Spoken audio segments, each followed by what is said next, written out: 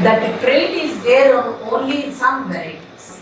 So submergence tolerance we call it. Okay. So people like all breeders and molecular geneticists using RAPD markers, SSR markers, they have mapped onto a chromosome and 9. Okay, they have mapped. Only that much. And then that time there was no sequence. It was done in 1996. So no genome information was not available. So we don't even know, just mapping, traditional mapping they have done.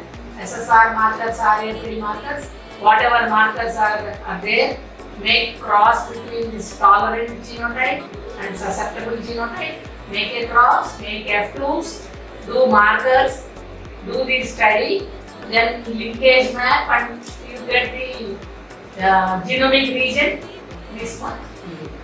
Then 𝒂2000 trace genome sequencing. So you know what are the genes available.